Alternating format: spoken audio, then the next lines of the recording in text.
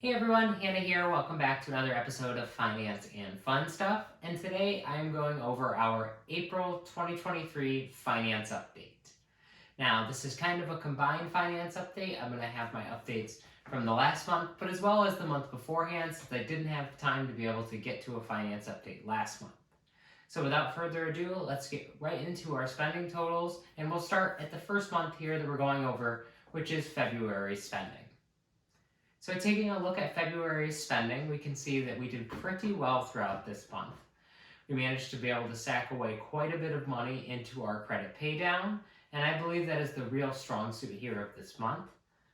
And even though my wants are sticking out here a little bit, I think in all reality, given the fact that we have moved to Buffalo recently and there's so much extra temptation, I don't think that is that bad. And especially when you look at it as a whole, compared to all of the money that we have spent during the month of February, I don't think it comes out that bad. Now switching over to the month of March in terms of our spending totals. This month definitely looks a bit different, but I'm going to break it down a little bit and explain exactly how it is different from February and why it is so different. So starting off here, our needs book and vary section takes up the biggest portion of our entire month, and that's because we had a lot of stuff that was a little bit high this month. We had groceries was a little bit higher than normal. We have reimbursements on there because I bought my friend a ticket for Lost Lands and he is paying me back.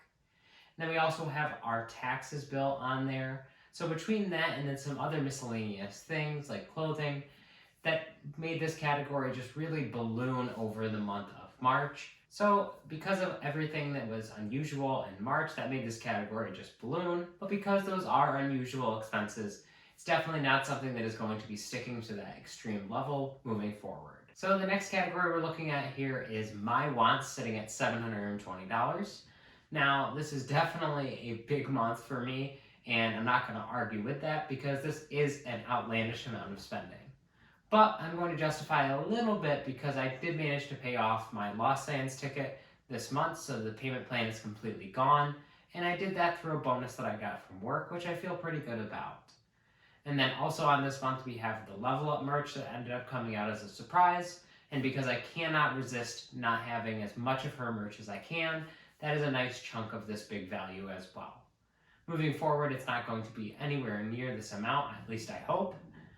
But I think in the short term, it's not the end of the world this is on here, especially when you consider that over $300 of that is completely paying off my Lost Lands ticket to open up our income coming down the road. And we still managed to have a credit pay down of $435. So I think overall this month in March, we did pretty well. And next up, taking a look at our net worth as of April 2023, I was able to go ahead and add our HSA as well as the total of what it currently is into our YNAB budget under the tracking accounts. And so now that is going to be affecting our net worth a little bit and bringing it up. Unfortunately, we are still down in terms of our net worth, but that's totally fine. These things just happen, and a bit of this is caused by our investment accounts that didn't do as hot over the last couple of months as I would have liked. So we did end up going down in our net worth by about 5.7% over the last 2 months. Our total net worth as of right now is sitting at $11,742.59. I think this is still a pretty great number to be at, and it's a lot better than most people. It turns out that most Americans do not have even $1,000 to be able to weather a financial setback, and I am very grateful for the fact that we do have at least a little bit of money to help us cushion a blow, and our age of money in YNAB is still sitting at about 30 days, and so as long as we are over that amount, I know we are doing pretty well. I would like to move forward in the future and be able to get these numbers up a lot higher, and I do think having the HSA on here is going to be crucial for that. We are taking out the max amount that we can every single week and putting it towards our HSA. And once it hits $2,000 in there, we're going to be able to invest it, and that will allow it to balloon even more. So I think with adding the $500 or so that we're going to add every single month into our HSA, as well as whatever money we get to put into our investments normally, I think it will be a really good change for us for the future. So moving forward in terms of our April spending habits, we ended up going through a financial forecast that I found through somebody else here on YouTube, and I will leave her link down in the description because she has some totally amazing videos, and she created this spreadsheet that you can buy, that you can use to be able to forecast your year. And through that, we were able to put in the amount of money that we are currently making and to be able to figure out exactly how much money to put into specific categories in YNAB as our goals. Now, our income does vary a little bit due to the amount of hours that we work, and as well as if there is any overtime on either of our paychecks. But regardless, we set this at the lowest amount that we anticipate being able to get.